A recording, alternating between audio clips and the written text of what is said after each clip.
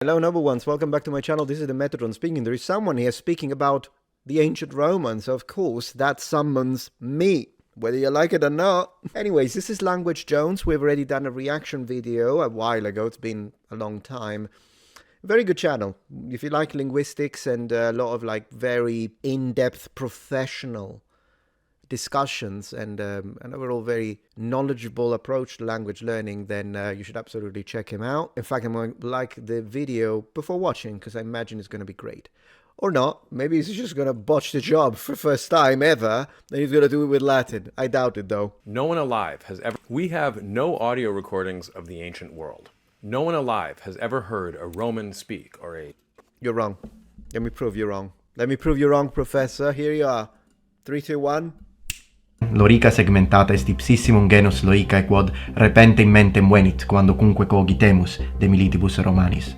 Propterea quod saepiuscule tot stenditur, nec raro in modo cui contra chronologia rerum gestarum pugnat.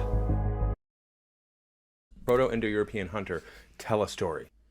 And yet, we can tell you with a fair degree of mathematical certainty almost exactly what they sounded like. Latin, we've got a very strong idea. Proto-Indo-European, spoken maybe 5,000 years ago, we've actually got most of the pieces. Today, I'm going to show you the linguistic DNA that lets us hear the dead. The goal of this is not to give you a semester of historical linguistics in 10 minutes, but rather to give you the basic ideas to understand one aspect of what historical linguists do and how we can actually know these things even. If you're new to the channel, I'm Dr. Taylor Jones. I've got a PhD in linguistics from the University of Pennsylvania, and on the channel, I discuss everything related to language, linguistics, language learning, and culture. If you're into those topics, be sure to subscribe and ring the bell for notifications. Cool. Today, I'm going to show you how we got from this to this. I'm Dr. Taylor Jones, and so hesti Language Jones. This is Language Jones. What language was that? Do you know? Let me know in the comments. Reconstructing the phonology of a parent language is a fascinating way to see how languages evolve, but as a linguist and a language learner, I know that the real magic happens when you move from the theoretical to the practical. If you've been watching this and thinking about finally mastering one of the modern languages we've discussed, like German, French, or Italian, there has never been a better time to start than right now with Lingoda. Secure your spot today by using the link in my description and my personal code, Jones25, to get a discount on your sign-up. Don't wait. Jones25, guys. My first introduction to historical linguistics was actually really ridiculous. I was working as a jazz musician and paying the rent with my day job at Rosetta Stone and studying languages for fun.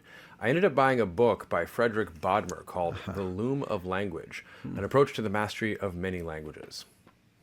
This guy. It's an absolutely delightful read, but I should warn all of you that it's about 80% accurate linguistics, as best as was known in 1944 when it was first published, and about 20% conspiracy theories, quackery, and sick academic burns, like when he writes things like, even now, many linguists approach Bopp's agglutination theory squeamishly as if it dealt with the human pudenda. The last part of the book is dedicated to what he perceives as the I did not understand that one. diseases of language, and the need for a universal constructed language to, I don't know, usher in world peace or something. It's a delightfully written mix of primer on historical linguistics and rantings of a lunatic. It probably deserves its own video. Anyway, on page 237, he's got a table in the middle of a much longer section where he shows a ton of words in various Romance languages all listed side by side. And, as is his point, regular patterns emerge. This table blew my mind. If you were a Portuguese sailor setting sail from Lisbon in the 1500s, when you docked in Barcelona, Marseille, and Genoa, you'd notice already that a lot of the words people used in each of those places sounded uncannily similar. We read it Genoa rather than Genoa. Similar to words you use in a way that they didn't if you sailed the other direction up past England, Germany, and the Scandinavian countries, which all had their own similarities. So let's say you have the idea that Portuguese, Spanish, French, and Italian are related. You might then want to know, before all the sound and Romanian changes that made them different, what was the original word we're all saying some flavor of? How do you figure that out? Well, first you want to compile a sufficiently large list of words across languages so you can actually make some generalizations and test hypotheses. And you want to do it smartly. If you pick all words like chocolate and tomato and television, for example, you'll come to the conclusion that everything is related, but that's just an accident of borrowing terms for things.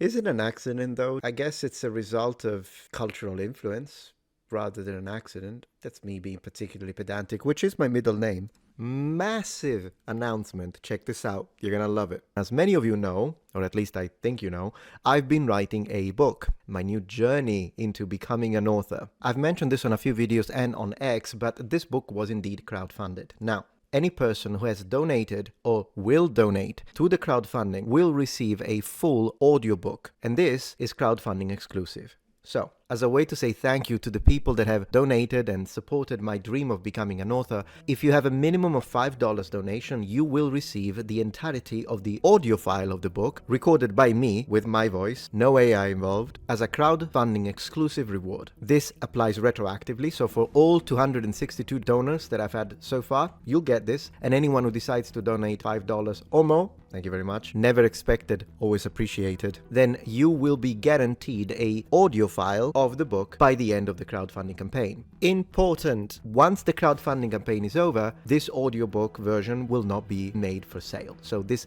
is once again crowdfunding exclusive. It's a perk. If you're interested in the audiobook, click the link in the description, and thank you so much. So it's better to use words for things that really don't tend to change or be borrowed that often. Yeah. There's a few variations on the basic Cool. idea, but one thing you learn in Intro to Historical Linguistics is a Swadesh list, a few hundred words that are things like kinship terms, mother, father, brother, sister. he's right. Numbers, meteorological phenomena, snow, rain, body parts, and a few other categories really resistant to change over time. I would say even some raw verbs like to eat, to drink, to walk, to move, to work, usually. There are exceptions though, so I appreciate that he really focused on the core of the core. Then you can add from there. Once you have your list, you can start looking for regular correspondences. Yeah. So let's look at a version of this table. Notice how every single time you see a doubled T in Italian, there's a CH in Spanish. And in Portuguese, you get a T, but it's preceded by a long vowel or a diphthong. And in French, well, French is French. French but is French. it preserves the spelling with a now silent T and that I or E that Portuguese has. These are regular correspondences. Let me read this. Detto, fatto, letto, notte, otto, sette, tetto. Wow. Similarly, in English and German, there's a regular correspondence between th and duh, as in all of these words. Yeah. Just a quick aside, if you're interested in learning more about linguistics, I'm launching a course later this year called the Language Blueprint. It covers all the major subfields and everything that you'd learn in an Intro to Linguistics, but it's self-paced, online, and a lot more fun than Intro to Linguistics usually is. If you want to know more, get on the wait list and be alerted when it's available. You can sign up at www.languagejones.com/blueprint. Sorry, I'm covering it. I might check it out, actually. So what historical linguists did and still do is rely on two main principles. First, the majority principle. To simplify, when two languages have the same sound in the same phonetic environment and a third has a different sound, all things being equal, it's better to assume the majority retained the older sound. Here's an example. Notice how Italian, Spanish, and Portuguese all have O, and French consistently has U in the related words? Yeah. We posit that O is likely the older form. But Very interesting.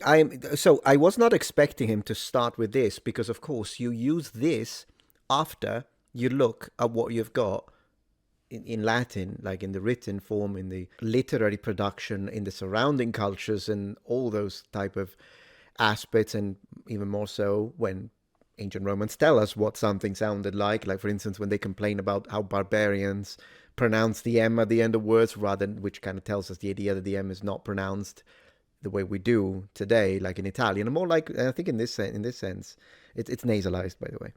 And in that sense, I imagine perhaps Portuguese might be a little more conservative than Italian linguistically, but then again, the closest language to Latin is Northern Sardinian specifically, and so that one is another one that we can use, so regional varieties that are closer. But all of that is, I imagine, has to do more with historical linguistics, whereas he's like fully functional linguistics. He's like a linguist, and I love that he decided to do this. Not what I was expecting, but love it. it doesn't always provide a solution. Think back to detto, dicho, dito, di. That works for the vowel. It was probably E. In standard Italian, the E is closed. So rather than detto, which a lot of Italians use, but the standard is detto with a closed E. Unless, Dr. Jones, you know that, and you just like the varieties that are more regional and use the open E instead. In which case, more power to you. But what about the consonant after it? This is where the most natural development principle comes into play. Some sound changes happen over and over again, and we've seen them documented in real time. In many cases, they have physiological reasons for happening. So, for instance, K sounds often become ch sounds through a process of palatalization. Palatalization. The basic idea is that when you lift the back of your tongue towards your velum, as you do when you make a k sound, if it's followed by a high vowel like u or e, or if it's at the end of a word, the body of your tongue is already right up near your palate, and it's easy to go from a k sound to a k sound, as in Persian bozorg, and from there to ch. This is why it's a kirk in a lot of Germanic languages, but it's a church in English. There are lots of these pathways. For instance, it's more common for a consonant between vowels to become voiced than to lose its voicing. Of course. It's more common for the same consonant to become a fricative. This, by the way, what he just said, it's more common for a vowel, for a voiceless sound, often between vowels, to become voiced. This is also, in my opinion, because there is bleeding. There is vibration bleeding from the vowels into the consonant. And even though, for instance, in Mandarin, as a speaker of Mandarin, in general, the K, the G, D, B are unvoiced. And so, in reality, they sound as non-aspirated k, t, and p, respectively, rather than g, b, d, as you would in English.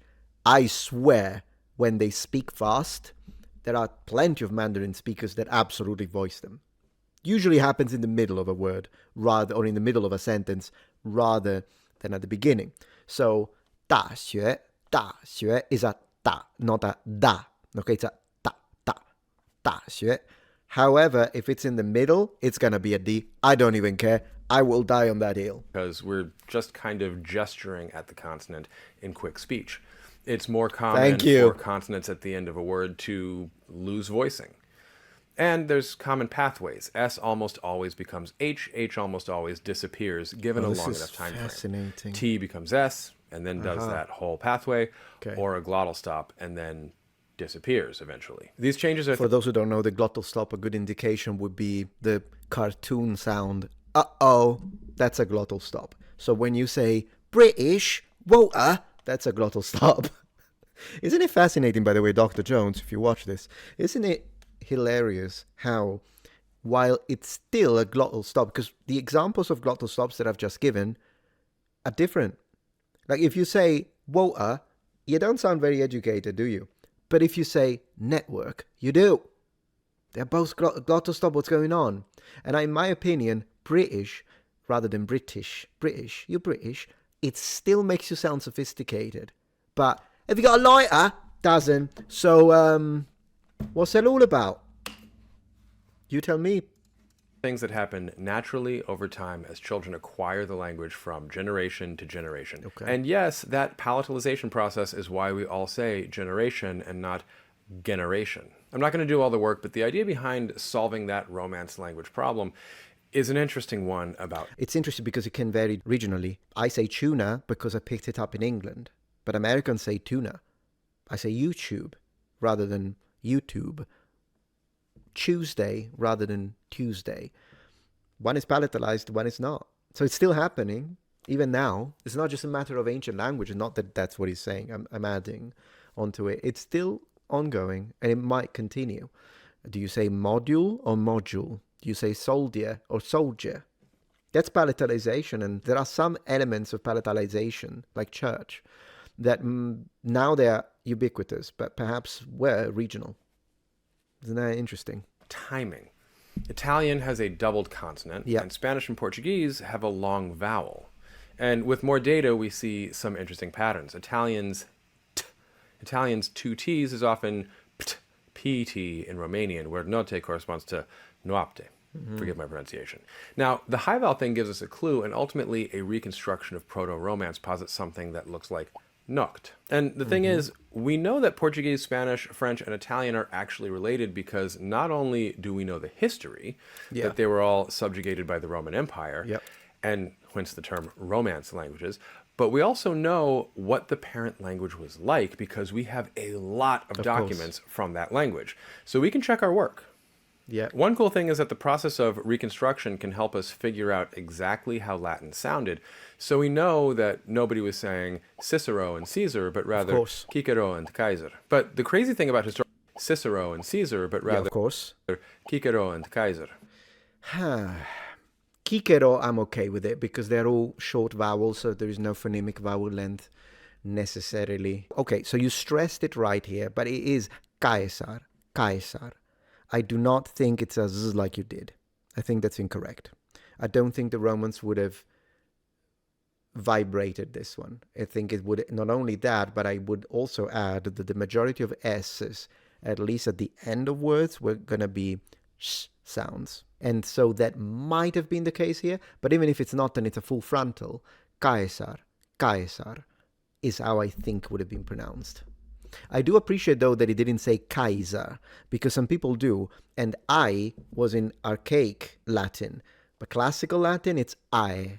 Now, whether this is an open air or a closed air, maybe a true mid is how I would do it. Oh, that nobody was saying Cicero and Caesar, but rather Cicero and Kaiser. But the crazy thing about historical reconstruction is that we also reconstructed a bunch of words that are unattested in any of our written Latin corpora. We reconstructed vulgar Latin. For instance, in classical Latin... No, I disagree. And it's strange that he uses that because he's such a competent professional. So it doesn't detract from the respect I have for him. Maybe we just belong to the different schools of thought. But here's my challenge to you, Professor. I think there is no such a thing as vulgar Latin. I think it's incorrect. But then again, there are two schools of thought. So I'd say it's not that necessarily is wrong, but I strongly dislike that nomenclature. And the reason is that when you call it vulgar Latin, it makes it sound as if it's its own variety, which was distinct from classical Latin. Classical Latin dies, but vulgar Latin continues, and all the Romance languages, they come from vulgar Latin, not classical Latin. Not that that's what he's saying, but it's what usually people that utilize the vulgar Latin name imply. And that's incorrect. To me, so that it's clear in case Dr. Jones watches this, what I argue is that there was no such a thing as vulgar Latin. It was all Latin. And what we refer to as vulgar Latin, it's just a matter of register within the same language. So it's not that we have classical English, which is the language spoken by the likes of you, because, I mean, you're very articulate, or poetry and whatnot. But then you have vulgar English, which is the way people speak, and then any derivative from vulgar English, any derivative in the future will come from vulgar English, but not from... It's the same language that just registers. And that's what I believe. You have the Latin spoken by the people, and you had the Latin spoken by the elite and the educated, teachers and philosophers, but it's all Latin, which is why I strongly reject, and in fact resent up to a certain extent, the term vulgar Latin. Horses are equus. But when you reconstruct from the descendant languages, you get caballos. Classical Latin has ignis, like ignition for fire, but fuoco, fuego, and fu point us towards focu. Felis, like feline, is in classical sources, but gatto, and sha point us towards gatos. Yes. As early as 1597, you have people like the delightfully named Bonaventure Vulcanius noting similarities between much more distant languages, like German and Persian. And in the 1700s, you have another language Jones, William Jones, who popularized the idea that Latin, Greek, and Sanskrit sure do look about as related to each other as Spanish, French, and Italian. And if we can reconstruct a form of Latin from the Romance languages, what happens when we do the same with Latin, Greek, and Sanskrit? How far back can we go? It turns out we can go about 5,000 years back before we completely run out of attested languages to work backwards from. And we start getting into fuzzy territory where we end up using symbols like H1, H2, H3 with subscripts because we know that they were some kind of laryngeal based on their effects on nearby sounds, but we can't say with certainty exactly which throaty kinds of sounds they were. Very interesting. One thing I'd like to say about this is that, of course, well, goodness gracious, I can't get it. Gato and sha point us towards catus. Yeah, catus. We do have felino that we use just like English feline. And then I love this is one of my favorite words in Latin. Gorgeous word. Ignis. I love it. And of course, we use this one for, we do use in Italian cavallo, obviously related to this, cavallus. But then again, we do say equestre, equestrian, just like in English, right? Not a point of disagreement, just a point of interest. Proto kinds of sounds they were. Proto-Indo-European, the hypothetical reconstructed oldest ancestor language of everything from English to Spanish to Greek to Hindi, is a whole fascinating world and a topic that deserves its own video. But while it's the triumph of historical reconstruction, it's not the only case.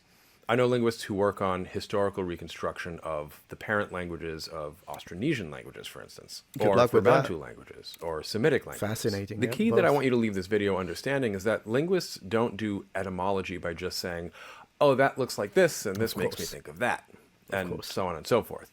Instead, historical linguists carefully construct data sets across multiple languages and then systematically look for patterns and test hypotheses about those patterns until they can slowly, meticulously arrive at a logically defensible reconstruction. And they use two key principles, the majority principle and the most natural development principle. I remember doing problem sets in grad school for historical linguistics, where we reconstructed Proto-Algonquian from Cree, Ojibwe, Fox, and others.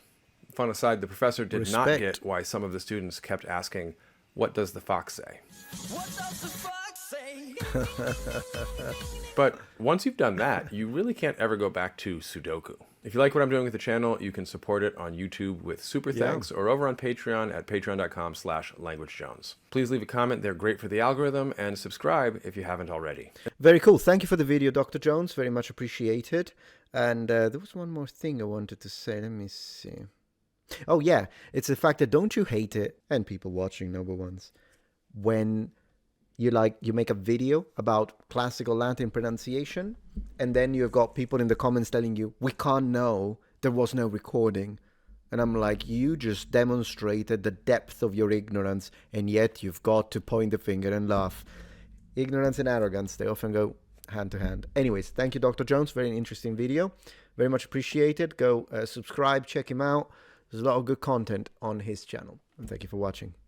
If you're enjoying this video so far, please take a moment to check out my Patreon page. With as little as a $5 support, you can help us ensure that we can continue to produce high quality and high researched content. And at the same time, you get access to polls, extra videos, unlisted streams, and much more. Thank you so much.